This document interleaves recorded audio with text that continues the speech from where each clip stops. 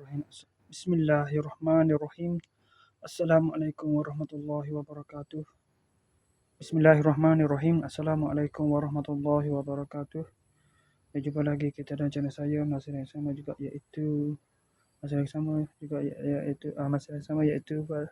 iaitu 23 hari bulan Disember 2025, masih bersamaan dengan 2 Rejab 1447 Hijrah. Sekarang ni pukul 6.14 minit petang. Seperti biasa, video daily report kita untuk hari ni.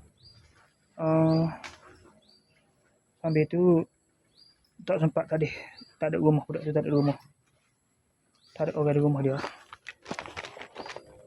Nak budak ni alah kepit ni.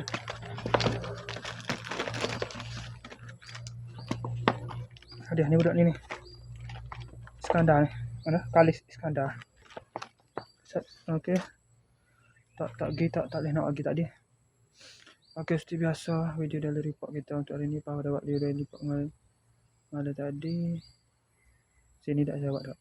Siapa pergi ke Kedah ni. Ke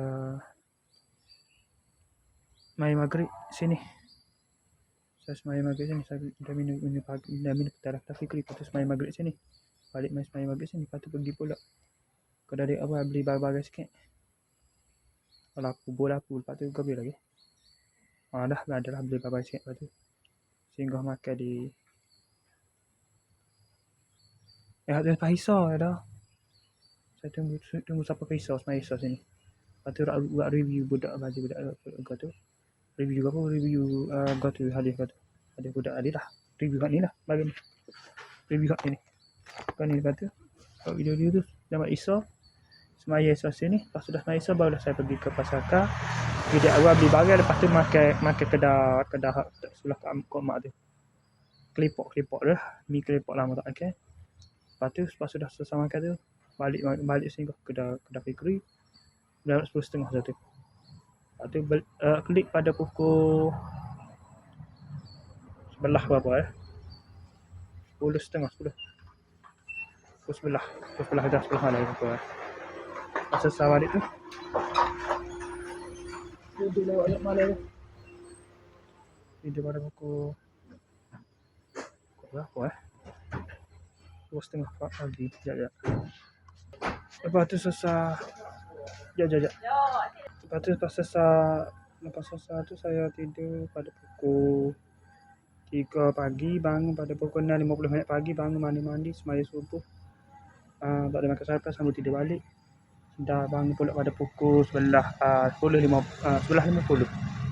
11.50 sebab pukul 50 mandi pula baru keluar mai sini untuk buat video review tadi kan. Lepas tu pergi rumah dia tak ada. Lepas tu saya pergi ke Jetih dengan anak token saya dulu. Ni yang mana beli dah dengan anak sulung dia. Dia beli barang, saya temui dia beli barang. Lepas tu dia beli nasi, saya makan nasi nasi Pasar Kar tu. Lepas tu sudah makan tu, terus balik untuk semaya Zuhur.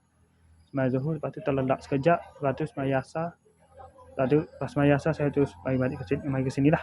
Masa tadi dah pukul 5.40 ni. Lepas tu pukul 6 ni 6.14 ni. Terus buat video ni.